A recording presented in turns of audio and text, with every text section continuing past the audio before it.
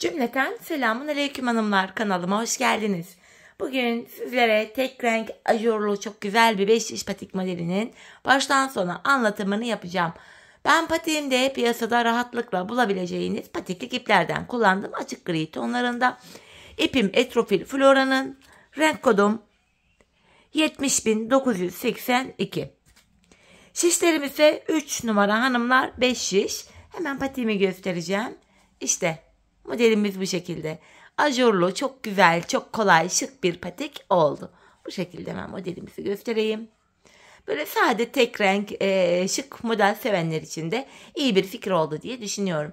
Hanımlar, bu patik benim elimin ölçülerine göre 37, 38 ve 39 numara ayaklar için uyumlu oldu.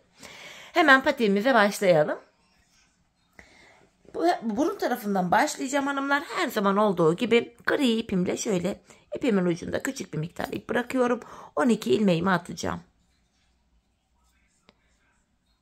Bu başlama tekniğini bütün 5 diş patik videolarımda detaylı olarak gösterdim. Şimdi sil baştan yeniden anlatıyorum. Sebebi şu: bu videoya ilk defa denk gelecek olan hanımların da kafaları karışmasın diye. Ayrıca kanalımda farklı 5 diş patik başlama teknikleri de var. Sizler patiğinize dilediğiniz şekilde başlayabilirsiniz. Bu şekilde hanımlar ilmeklerimizi atıyoruz. Kaç ilmeğimiz olmuş bakalım? 3, 6, 9, 12 ilmeğim olmuş. Geri dönüyorum. Geri döndüğümüzde hanımlar şöyle bakıyoruz. Arka yüzdeyiz. Diğer şişimi aldım. İlk ilmeğimi örmeden alıyorum. Devamında gelen diğer ilmeklerimi patiğimin arka yüzünde olduğum için ters olarak örüyorum. Sırasıyla ilmeklerimi ters örüyorum.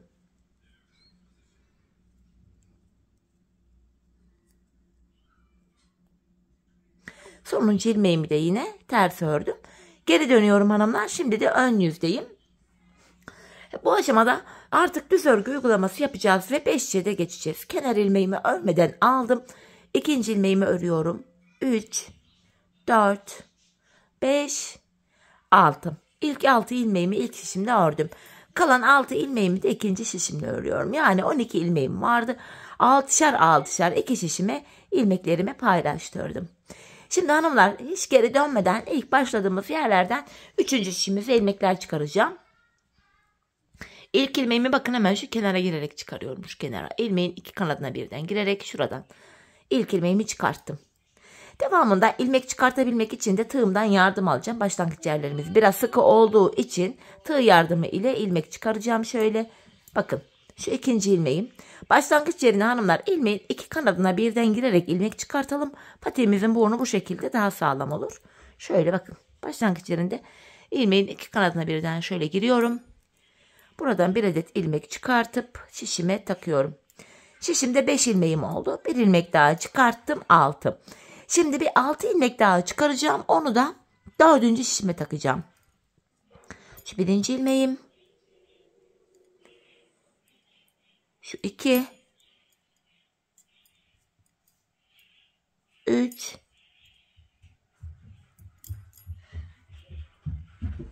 4. 5 ve bakın şu kenara da girip bir ilmek çıkartıyorum, 6. 4 şimdi de böylece 6'şar tane ilmeğim oldu. Şimdi bir sıra 4 şimdiki 6 ilmeğimi de düz olarak öreceğim. Hanımlar, 5 şiş patikte bir sıra dediğimiz olay şudur: 4 şişimizdeki ilmeklerimizi de örüp tamamlayınca bir sıra örmüş oluyoruz. Şimdi boş olan şişim ile ikinci şişimdeki 6 ilmeğimi örüyorum sırasıyla.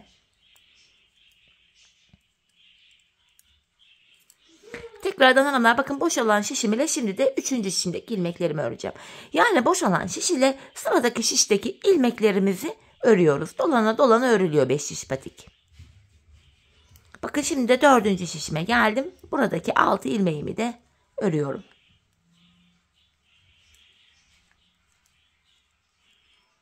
Sonuncu ilmeğimi de ördüm. Geldik başlangıç yerine. Hanımlar, şimdi artırmalarımızı yapacağız. Artırma işlemini şöyle burnumuza baktığımız anda bu sağ ve sol kenardan yapıyoruz. Ortalardan artırma yapmıyoruz. Bakın şimdi ilk şişimdeyim. Kenarımız hemen sağ tarafa düşüyor. İlk 2 ilmeğimi öreceğim. Birinci şişimdeyim. İlk 2 ilmeğimi ördüm. Ardından ikinci ilmeğimin altındaki hemen şu ilmeğimin kenarına şişimi takıyorum. Buradan aldığım ilmeğimi de yine düz ördüm. Kalan 4 ilmeğim düz örülüyor. Böylece birinci şişimde 7 ilmeğim oldu. İkinci şişime geldim. Şöyle baktığımız anda kenar burada da hanımlar sol tarafa düşüyor. Son 2 ilmeğim kalana kadar öreceğim ve sol kenardan artırmamı yapacağım. Bakın sondan ikinci ilmeğimin altındaki şu ilmeğimin kenarına şişimi taktım. Buradan aldığım ilmeğimi düz ördüm. Kalan 2 ilmeğim düz örülüyor. Üçüncü şişime geldim. Burada da kenarımız hemen bu başta. Burada da hanımlar ilk 2 ilmeğimi öreceğim. Şöyle 2 ilmek ördüm. Ardından ikinci ilmeğimin altındaki şu ilmeğimin kenarına şişimi takıyorum. Buradan aldığım ilmeğimi de yine düz olarak örüyorum. Artırmamı yaptım. Kalan 4 ilmeğim düz örülüyor. İlk 3 şişimde 7'şer tane ilmeğim oldu. 4. şişime geldim. Kenar burada da sol tarafta hanımlar. Son 2 ilmek kalana kadar ilmeklerimi öreceğim. Artırmamı yapacağım. Bakın sondan ikinci ilmeğimin altındaki şu ilmeğimin kenarına şişimi takıyorum. Buradan aldığım ilmeğimi de düz ördüm. Kalan 2 ilmeğim düz örülüyor. 4 şişimizde de 7'şer tane ilmeğimiz oldu. Bir sıra artırma yaptık. Şimdi hanımlar bir sıra artırma yapmıştık. Bir sıra artırma yapmayacağız. 4 şişimizdeki 7 ilmeğimizi de bir sıra düz öreceğiz. Yani hanımlar bir sıra artırma yaparken bir diğer sırada ilmekleri düz örüyoruz. Bunun sebebi şu. Her sırada artırma yaparsak şayet patik burnumuz bir anda açılma yapar ve hoş bir görüntü olmaz. İkinci şişimdeki 6 ilmeğimi de yine düz ördüm. Üçüncü şişime geldim. Yine 3 ve 4. şişimdeki ilmeklerimi de düz öreceğim. Bu düz ilmeklerimi örerken artırma işlemini sizlere kısaca tekrar etmek istiyorum. Artırma işlemini 1. ve 3. şişimizde ilk 2 ilmeği ördükten sonra yapıyoruz. 2. ve 4. şişimizde de son 2 ilmek kalana kadar örüp öyle artırmalarımızı yapıyoruz. Bir sıra boyunca ilmeklerimizi düz ördük. Tekrar artırma zamanı. Şimdi yine 1. şişimdeyim. Kenarımız bu sağ tarafta. İlk 2 ilmeğimi öreceğim. Ardından 2. ilmeğimin altındaki şu ilmeğimin kenarına şişimi takıyorum ve buradan aldığım ilmeğimi de normal düz ördüm. Kalan 5 ilmeğim düz örülüyor. 1. şişimde böylece 8 ilmeğim oldu. 4 şişimizdeki ilmek sayıları da eşit olacak. 2. şişime geldim. Kenar bu sol tarafa düşüyor. Yine son 2 ilmek kalana kadar öreceğim. Bakın burada sondan 2. ilmeğimin altındaki hemen şu ilmeğimin kenarına şuraya şişimi takıyorum. Buradan aldığım ilmeğimi düz ördüm. Kalan 2 ilmeğim yine düz örülüyor. Bu şekilde. 3. şişime geldim hanımlar. Burada da kenarımız hemen bu sağ tarafta. İlk 2 ilmeğimi örüyorum. Ardından 2. ilmeğimin altındaki şu ilmeğimin kenarına şişimi taktım. Buradan aldığım ilmeğimi de yine ördüm. Yine kalan 5 ilmeğimi normal örüyorum. İlk 3 şişimde böylece 8'er ilmeğim oldu. Şimdi de 4. şişime geldim. Burada da kenar bakın sol tarafa düşüyor. Son 2 ilmeğim kalana kadar öreceğim ve kenardan artırmamı yapacağım. Bakın sondan 2. ilmeğimin altındaki şu ilmeğimin kenarına şişimi takıyorum. Buradan aldığım ilmeğimi de yine düz ördüm. Kalan 2 ilmeğim düz örülüyor. Böylece hanımlar 4 şişimizde de 8'er tane ilmeğimiz oldu. Şimdi yapacağımız işlem şu: bir sıra 4 şişimizdeki 8 ilmeğimizi düz öreceğiz. Sonraki sıra artıracağız. Düz öreceğiz, artıracağız. Patiğimizin burnunu bu şekilde öreceğiz. Hanımlar ben bu patiğimde her bir şişimde 14'er ilmeğim olana kadar artırmamı yaptım. Sonra modelimi kurdum. Tek renk ve ajurlu bir model olması itibariyle esnek de oldu. Hani bu kadar ilmek sayısı yeterli geldi. Şimdi hep birlikte artırmalarımızı birlikte yapalım gelelim. Ardından da modelimize beraber başlayalım. Evet hanımlar, her bir şişimde 14'er ilmeğim olana kadar artırmalarımı yaptım geldim. Bir sıra düz örmedim. Hemen modele başlayacağım. Hanımlar bu modelimiz, ajurlu modelimiz 5 ilmekten oluşuyor. Şu aralarda bakın, şu ajurlu modelimizin şu aralarında 2'şer ilmek tersimiz var. Sadece sağ ve en soldaki şu kenarda birer tane tersimiz var. Modelimizde hanımlar öncelikle başlamadan önce bir tabanı oluşturacağız. Öncelikle kenardan bir tane ters örüyorum. Bakın bir ilmek ters ördüm. Modelimi oluşturabilmek için de 5 ilmek düz öreceğim. 1, 2, 3, 4, 5. İlk modelimin zeminini oluşturdum. Bu aralarda artık 2'şer tane ters ilmeğimiz var. Birinci ters ilmeğim, şu da ikinci. Tekrardan araya 5 ilmek düz örüyorum. Şu üçüncü, dördüncü, beşinci. Arada yine 2 tane tersim var. Şimdi ilk ters ilmeğim. İkinci şişimden devam edeceğim.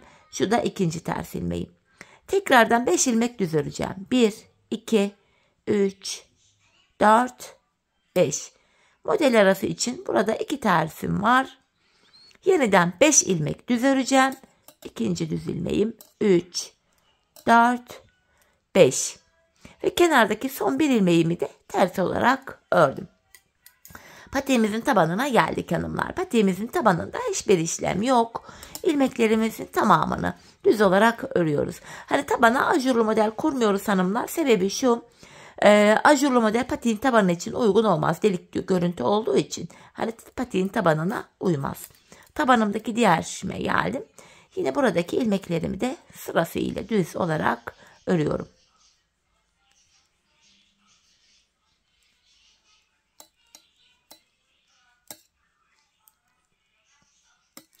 Ön yüze geldik hanımlar. Şimdi modelimize başlayacağız. Modelimiz toplamda 3 sıradan oluşuyor.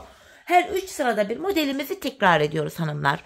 Bir önceki sırada tabanımızı oluşturmuştuk. Şimdi modelimizin 1. sırasındayız. Bu sıramızda ters ilmekler model bitene kadar ters örülüyor hanımlar. Bakın kenardaki bir ilmek tersimi ters ördüm. Şimdi modelime başlayacağım. Burada 5 ilmeğim vardı. Bu 5 ilmeğimin hanımlar şöyle ilk 2 ilmeğimi sağa doğru kesim yapacağım şunu. Şu ikinci ilmeğin içinden girerek şu şekilde de sağa doğru kesim yapılabilir. Fakat ben böyle zorlandığım için sağa doğru kesimimi şöyle yapıyorum. Şu ikinci ilmeğimi alıyorum. İlk ilmeğimin önüne şöyle bıraktım. Ardından ikisini birlikte keserek örüyorum.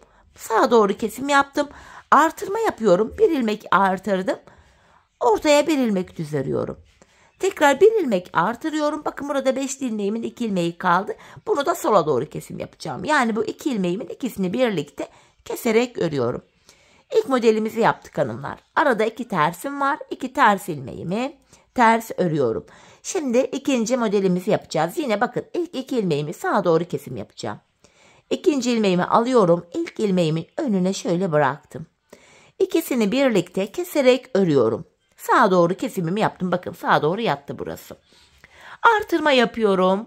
Bir ilmek düz ördüm. Tekrar bir düzden sonra bir tane daha artırma yapıyorum. Bakın burada 2 düz ilmeğim var.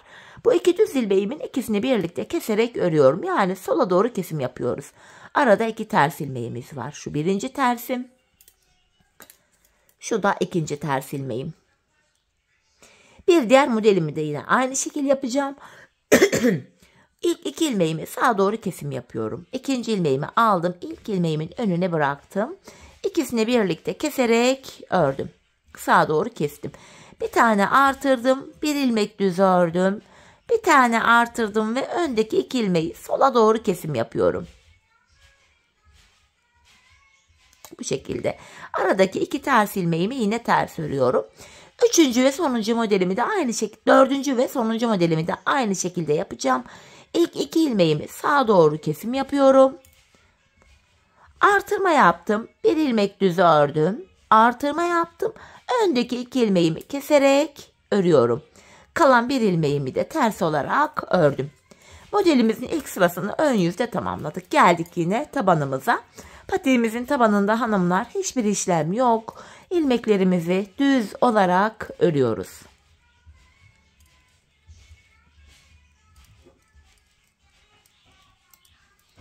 Diğer şişime geçtim. Yine buradaki ilmeklerimi de düz örüyorum tabanımızı.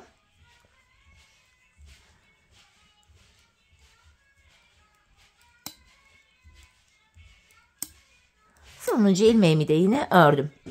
Şimdi ön yüzdeyiz. Modelde ikinci sıradayız hanımlar. Bir önceki sırada ajurlarımızı yapmıştık. Bu sırada ilmekleri gördüğümüz gibi örüyoruz. Bakın bir ters. Aradaki 5 ilmeğimi düz örüyorum. Ajurlu ilmeklerimi, kesim yaptığım ilmeklerimi hep düz örüyorum. Bakın 5 ilmek düz ördüm. 2 ters. 5 düz. 1, 2, 3, 4, 5. 2 ilmek ters.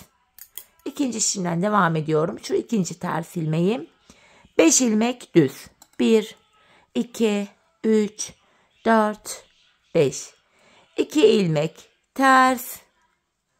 5 ilmek düz. Ve son bir kenar ilmeğimi de ters olarak ördüm. Modelimizin ön yüzde ikinci sırasını tamamladık. Tabanımıza geldik yine. Tabanımızdaki ilmeklerimizi de yine düz olarak örüyoruz.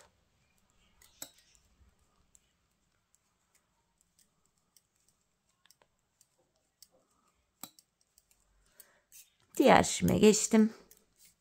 Burada da yine düz örmeye devam ediyorum.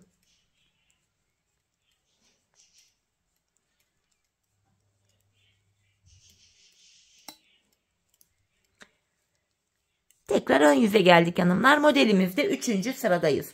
Bu sıramızda da yine ilmekleri gördüğümüz gibi örüyoruz hanımlar. Modelimiz bundan ibaret. Bakın ters ilmeğimi ters ördüm. Aradaki 5 düz ilmeğimi düz örüyorum. 2 ters ilmeğimi ters örüyorum. 5 ilmeğimi düz örüyorum. Modelimiz böyle hanımlar. İlk sırada ajurlu modelimizi yapıyoruz. İkinci ve üçüncü sırada da ilmeklerimizi gördüğümüz gibi örüyoruz. Ördükçe model kendini gösteriyor. Şu ikinci tersimi de ördüm. 5 ilmek düzüm var. 2 tane tersim var. 5 tane düz örüyorum. 2 ilmek ters. 2 derken pardon, sonda bir tane tersim vardı. Ters ördüm. Modelimizin 3. ve sonuncu sırasını tamamladık. Patiğimin tabanındayım şimdi. Tabandaki ilmeklerimizi de yine düz olarak örüyoruz.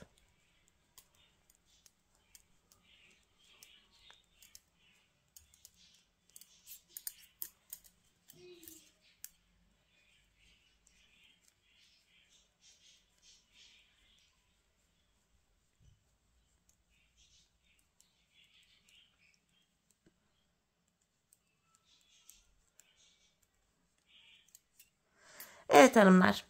Geldik yeniden ön yüze. Bakın ilk modelimizi 3 sırada tamamladık. Şimdi ikinci modelimizi yapacağız. İlk modeli nasıl yaptıysak aynı şekilde 3 sırada ikinci modeli tamamlayacağız. Kenardaki bir tersimi ters örüyorum.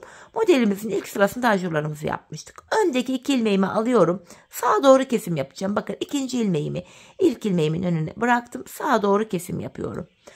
Bir tane artırdım. Bir ilmek düz ördüm. Bir tane artırıyorum ve öndeki 2 ilmeği sola doğru kesiyorum. Yani ikisini birlikte keserek ördüm. Arada 2 tersimiz var. Bir diğer modelimi yapacağım yine. Öndeki 2 ilmeğimi alıyorum. Sağa doğru kesim yapıyorum. Artırdım. Bir ilmek düz ördüm. Artırdım. Öndeki 2 ilmeği sola doğru kesim yapıyorum. Arada 2 tersim var. Şu birinci tersim. İkinci şişimden devam ediyorum. Şu da ikinci ters ilmeğim.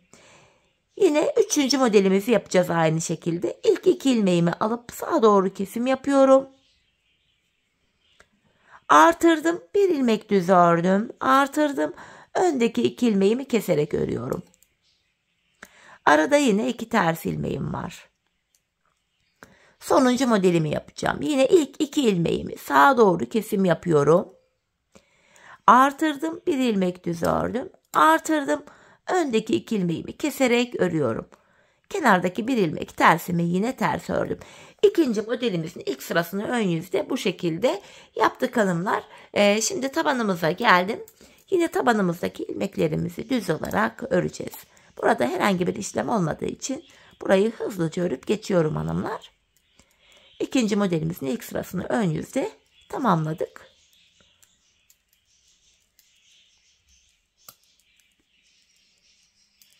Diğer şişime geçtim. Buradaki ilmeklerimi de yine düz örüyorum.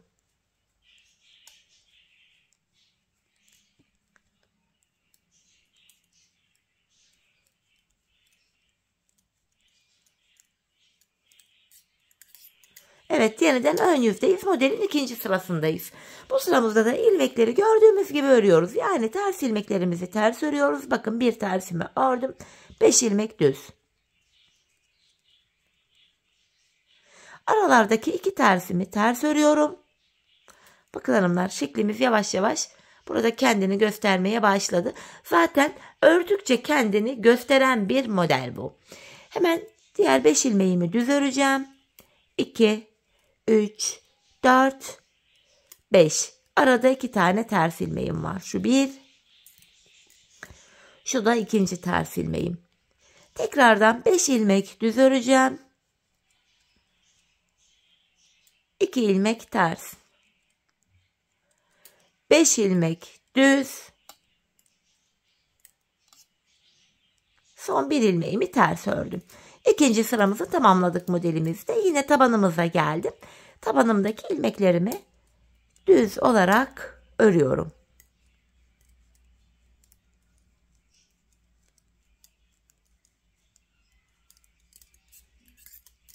Diğer şişime geçtim. Yine buradaki ilmeklerimi de düz örmeye devam ediyorum.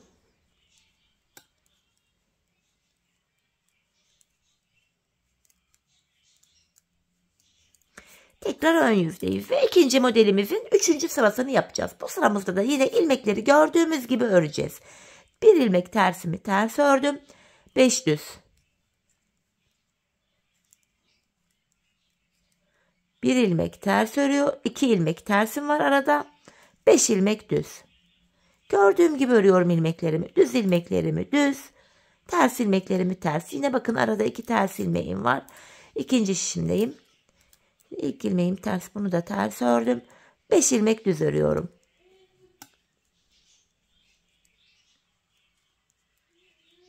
Arada 2 ters ilmeğim var. Yine bunu da ters örüyorum. Tekrardan 5 ilmek düz.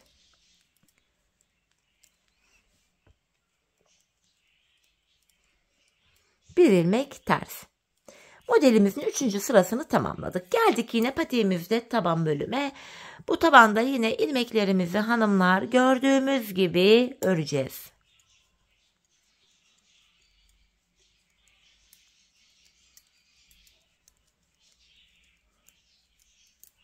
Düz olarak örüyoruz ilmekleri.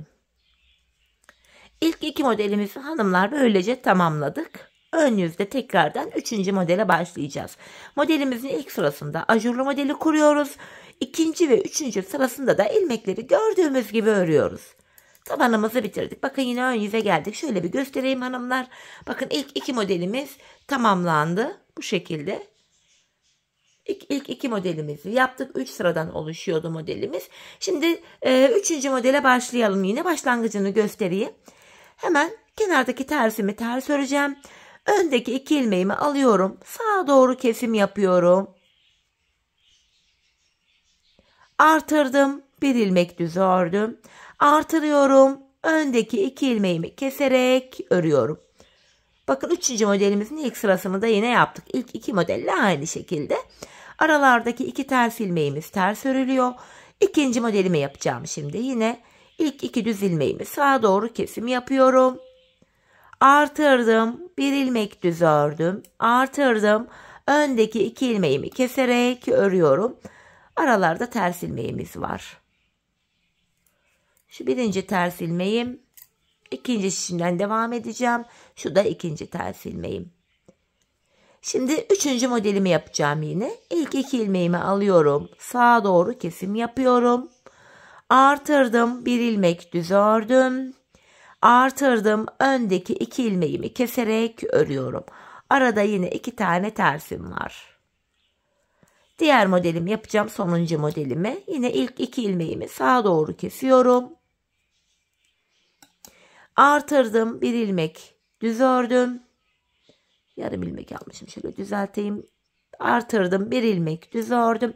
Artırdım. Öndeki 2 ilmeğimi keserek örüyorum ve sonuncu ilmeğimi de ters olarak ördüm.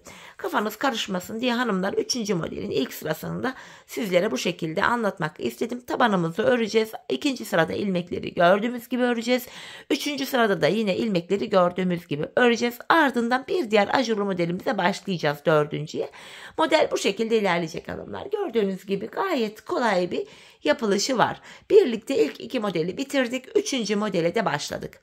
Hanımlar ben bu patiğimin ön bölümüne toplamda kaç tane model yapmışım sayalım. 1, 2, 3, 4, 5, 6, 7, 8, 9, 10. 10 tane ajurlu modelimi yaptım. Ardından bilek ayrımına geçtim hanımlar. 10. modelimden sonra bilek ayrımını yaptım. Bu benim elimin ölçülerine göre 10 model yeterli oldu.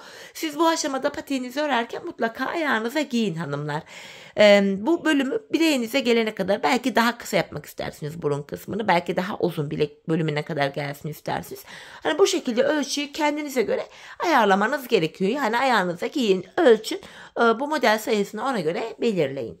Şimdi hep birlikte patiğimizin ön bölümünü yapalım, gelelim. Sonra da birlikte bilek ayrımına geçelim. Evet hanımlar, patiğimin ön bölümünü tamamladım ve geldim. Toplamda 10 tane ajurlu modelimi yaptım. Sayalım: 1, 2, 3, 4, 5, 6, 7, 8, 9, 10.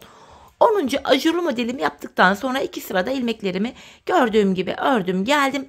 Şimdi hanımlar, patiğimizin ön bölümünü tamamladık. Bilek ayrımı yapacağız fakat öncesinde ilmeklerimizin tamamını bir sıra düz öreceğiz. Bakın ters ilmeklerim, düz ilmeklerim hepsini düz olarak örüyorum. Bakın ters ilmeklerim var arada. Yine bunları da düz örüyorum. Bir sıra öreceğiz. Yani 4 şişimizi de bu şekilde düz olarak öreceğiz. İkinci şişime geldim. Yine buradaki ilmeklerimi de düz olarak örüyorum.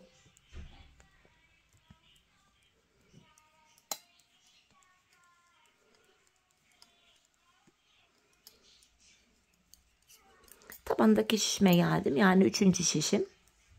Bir sıra bu şekilde düz örüyoruz. Yani bir sıra derken 4 şişimizi de örünce bir sıra oluyor.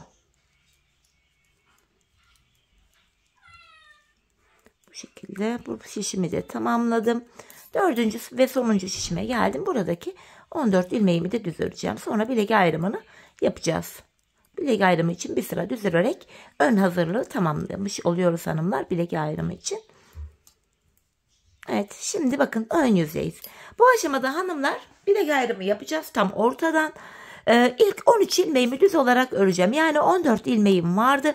Son bir ilmeğim kalana kadar yine gördüğünüz gibi ilmeklerimi örüyorum düz.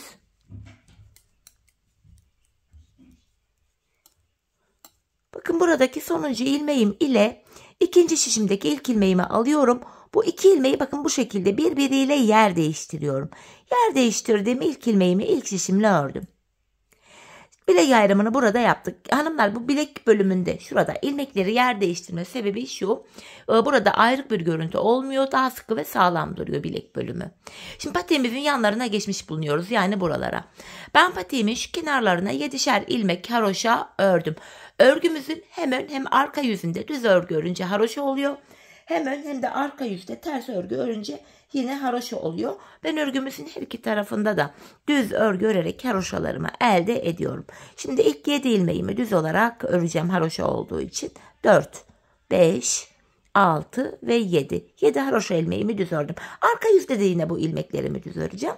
Devamında gelen ilmeklerimi de hanımlar bakın ön yüzdeyim. Yine düz örmeye devam edeceğim. Patiğimizin arka bölümüne geçmiş bulunmaktayız. Bu bölümde ön yüzde düz örgü, arka yüzde de ters örgü uygulaması yapacağız. Bilek ayrımına kadar öreceğiz hanımlar. Geri dönüşte arka yüze denk geleceğimiz için ilmeklerimizi arka yüzde ters olarak öreceğiz. Ben patiğimin ön bölümünü örerken, yani ön kısımlarını örerken ilmeklerimi şöyle alıyordum. Bakın arkada farklı alıyorum çünkü. Şişim altta, ipim üstten gelecek şekilde böyle alıyordum. Fakat arkaları örerken şişim üstte, ipim altta bu şekilde alıyorum. Arkalarda ilmekleri böyle farklı almamın sebebi şu. Ters örgü örerken hanımlar ilmeklerin yönü düzgün düşüyor böyle örünce. Hani sebebi bu. Sizin ilmeklerinizin yönü nasıl düzgün düşüyorsa, nasıl rahat örebiliyorsanız arka bölümü o şekilde yapabilirsiniz. Son şişime geldim.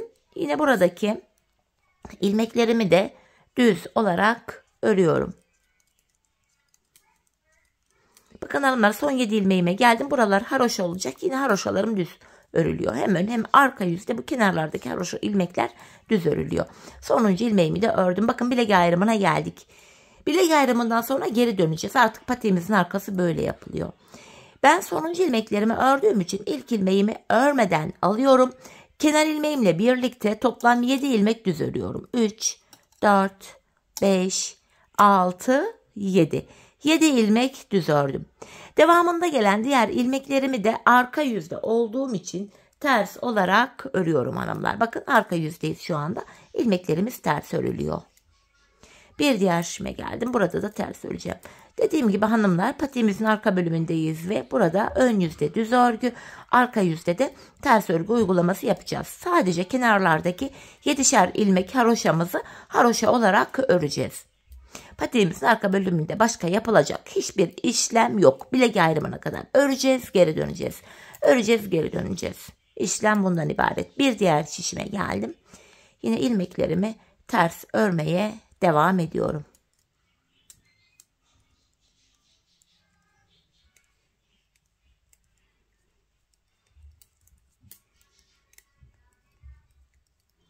Son şişime geldim. Burada da ilmekleri ters öreceğim. Sadece bilek bölümündeki son 7 ilmeğim haroşa olduğu için son 7 ilmeğimi düz öreceğim. Bakın son 7 ilmeğime geldim. Haroşalarımı düz olarak örüyorum.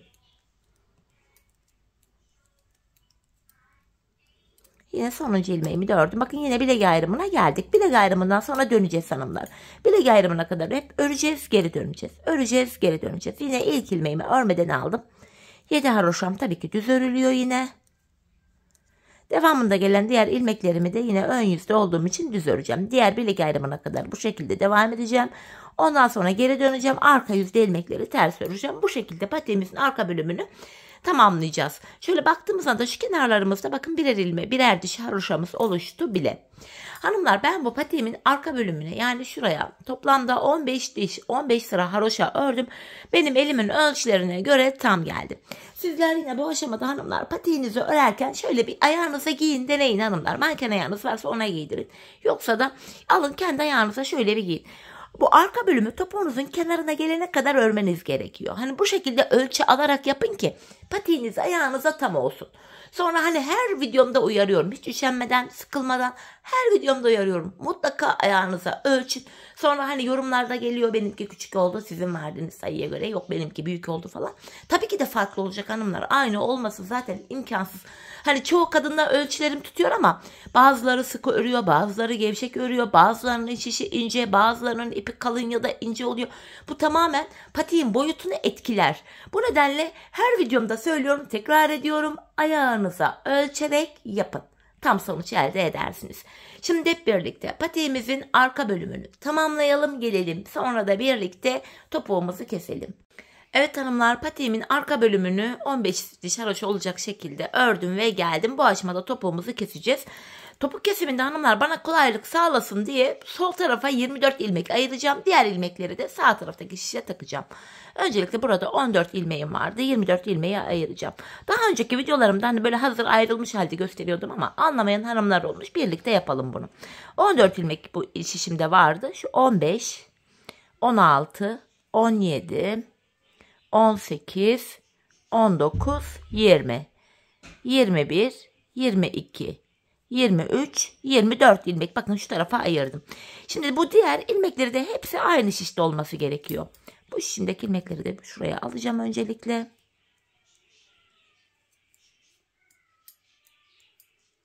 Hemen şuradaki 14 ilmeğimi de aynı şişe takacağım. Böylece kalan ilmekleri de aynı şişte toplamış olacağız. Bu şekilde hanımlar şişleri böyle aktarıyorum. İlmekleri şişlere bu şekilde ayırıyorum.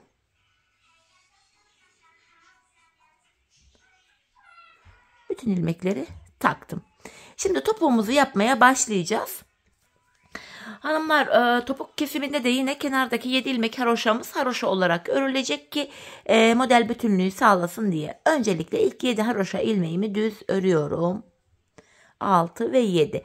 Diğer ilmeklerimi de bakın ön yüzdeyim. Düz olarak ve sayarak örmeye devam edeceğim. 7 haroşamı örmüştüm. Şu 8, 9, 10, 11, 12, 13, 14, 15, 16, 17, 18, 19, 20, 21, 22, 23. İlk 23 ilmeğimi normal düz olarak ördüm. 24. ilmeğimi örerken şu öndeki ikisini keserek örüyorum. İlk topuk kesimimi yaptım. Zaten bu sol tarafa da 24 ilmek ayırmıştık. Burada da 24. ilmeği örerken kesimimizi yaptık. Topuğumuz için orta kısma baktığımız anda burada da 7 ilmek kaldı. Bu 7 ilmek her seferinde her kesimde birer birer eksilecek, bitecek ve böylece patiğimizin topuğu oluşacak. Şimdi yapacağımız işlem şu. Kesim yaptıktan sonra geri dönüyoruz. Bakın arka yüzdeyim. İlk kesim yaptığım ilmeği örmeden alıyorum. Diğer ilmeklerimi de arka yüzde olduğum için ters olarak örüyorum. Sadece kenardaki son 7 ilmeğim haroşa olduğu için son 7 ilmeğimi düz öreceğim.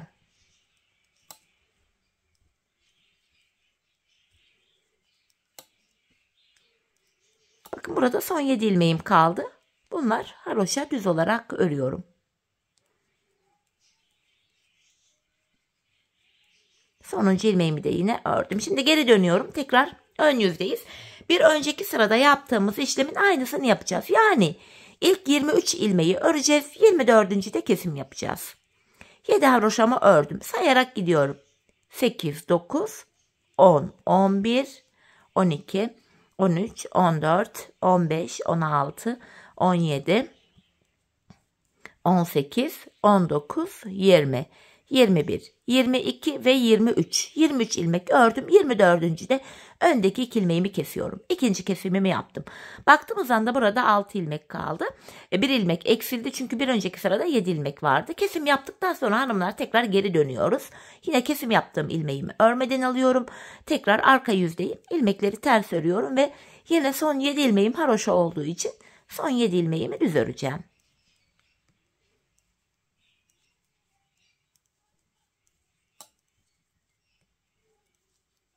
Bakın yine burada son 7 ilmeğim kaldı. Haroşa olduğu için bu 7 ilmeğimi yine düz örüyorum. Sonuncu ilmeğimi de yine ördüm. Tekrar geri dönüyorum. Aynı işlemi tekrar ediyoruz hanımlar. Devam ediyoruz. 23 ilmek örüyoruz. 24. de kesimimizi yapıyoruz. Yine 7 haroşamı ördüm. 8, 9, 10, 11, 12, 13, 14, 15, 16, 17, 18, 19, 20, 21, 22, 23. 23 ilmek ördüm. 24. de bakın öndeki 2 ilmeği yine keserek ördüm. Üçüncü kesimi yaptık. Hanımlar bak buraya baktığımız anda şimdi de 5 ilmek kaldı. Her kesimde gördüğünüz gibi birer ilmek eksiliyor. Kesimden sonra yapacağımız işlem şu. Yine geri döneceğiz. Arka yüzde ilmekleri öreceğiz. Tekrar ön yüzde ilk 23 ilmeği örüp 24.'yü örerken kesim yapacağız. Biz bu kesme işlemiyle şu aradaki 5 ilmek bitene kadar devam edeceğiz. Böylece patiğimizin topuğu oluşacak. Şimdi hep birlikte bu aradaki 5 ilmeğimiz bitene kadar patiğimizin topuğunu sizlere gösterdiğim gibi örelim gelelim. Evet hanımlar, şu aralardaki ilmeklerin bitene kadar patiğimin topuğunu ördüm geldim. İlk başta sol tarafa 24 ilmek ayırmıştık. Kesimlerden sonra sağ şişimde de 24 ilmeğim kaldı. Yani her iki şişimizdeki ilmek sayıları da birbirine eşit. Bu aşamada patiğimin düz tarafı içeride, ters tarafı da dışarıda olacak şekilde böyle ikiye katlıyorum. Ben tığ ile kolay kesim yapabildiğim için elime tığımı aldım. İlk kesimim şöyle. Benden taraftaki şişten bir ilmek, ikinciden de bir ilmek alıyorum. İkisini birlikte keserek ördüm. Diğer kesimlerim de şöyle olacak. Benden taraftaki şişten bir ilmek, ikinciden de bir ilmek alıyorum. İkinci ilmeği ilkinin içinden geçirdim. Tığımdaki ilmekleri topluyorum. Benden taraftaki şişten bir ilmek, ikinciden de bir ilmek aldım. İkinci ilmeği ilkinin içinden geçirip tığımdaki ilmekleri topluyorum. Karşılıklı olarak şişlerimizden birer tane ilmek alıyoruz ve ikinci şişten aldığımız ilmeği ilk şişten aldığımız ilmeğin içinden geçiriyoruz. Tığımızdaki ilmeklerimizi topluyoruz. Kesme işlemini bu şekilde gerçekleştiriyoruz. Her iki şişimizdeki ilmek sayıları da eşit olduğu için ilmeklerimiz aynı anda bitecek hanımlar. Ve her iki patiğimizin kesim yönü de aynı tarafta oluyor. Hani sağ patiğinki sağ tarafta, sol patiğinki sol tarafta gibi değil. Aynı tarafta oluyor. Zaten gizli kesim olduğu için izi bile belli olmuyor. Ha sağ olmuş ha sol işte fark etmiyor. Çünkü belli olmadığı için gayet düzgün, muntazam oluyor. Hani ben patiklerimde bu yöntemi tercih ediyorum ama sizler beğendiğiniz, bildiğiniz, daha kolay gördüğünüz farklı patik topuk kesim yöntemleri varsa tabii onları da uygulayabilirsiniz. Ben şurada yarım ilmek aldım sandım ama yok, yarım ilmek almamışım. Devam ediyorum yine sırasıyla. Bu şekilde hanımlar ilmekleri sırasıyla alıyoruz. Kesimimizi yapıyoruz. Şimdi hanımlar kalan ilmeklerimizi de aynı şekilde keselim gelelim. İlmeklerimi kestim. Bakın son birer ilmeğim kaldı. Bunları da yine şöyle alıyorum sırasıyla. İkinciyi ilkinin içinden şöyle geçirdim. Artık şişlerimiz de boşa çıkıyor. Tığımdaki 2 ilmeği topluyorum. Buraya şöyle 2 tane sıkı bir zincir çekip ipimi kesiyorum. Patiğimizi bitirdik hanımlar. Hemen ipimizi gizleyelim. Sonra patiğimize birlikte genel olarak bir bakalım. 5 şiş patiklerin bu huyunu seviyorum. 2'de bir ip kes, ekle, gizle yan durumu olmuyor. Gayet rahat oluyor örmesi. Şu şekilde ipimi de gizledim. Hemen bakalım topuğumuza. İşte hanımlar. Gizli kesim olduğu için izi bile doğru düz belli değil. Çok muntazam, güzel duruyor. Modelimiz böyle. Patiğimiz görüntü itibariyle böyle. Bir de manken ayağıma hemen giydireyim. Bir de ayağımızda görelim patiğimizin nasıl olduğunu. Çok şık, kolay, güzel, zarif bir patik oldu. 5 diş patiğe yeni başlayacak olan hanımlar da böyle bir model yapabilirler. İşte gördüğünüz gibi gayet kolay da bir model. Çok da şık, çeyiz içinde uygun. Evet, patiğimiz şöyle. Bakın hanımlar, birlikte yaptığımız modelimiz, tabanımız, kenarlarımız, işte üst bölümü, yanları bu şekil. Hanımlar, bu patiğimize bilip yetiyor da artıyor bile. Bayağı bir de artıyor, bunu da söyleyeyim. Evet hanımlar, yine birlikte güzel bir modelin daha sonuna geldik. Umarım sizlere faydalı, hoş bir video olmuştur. Yeni modellerde, yeni videolarda buluşmak dileğiyle. Şimdilik hoşça kalın, sağlıcakla kalın.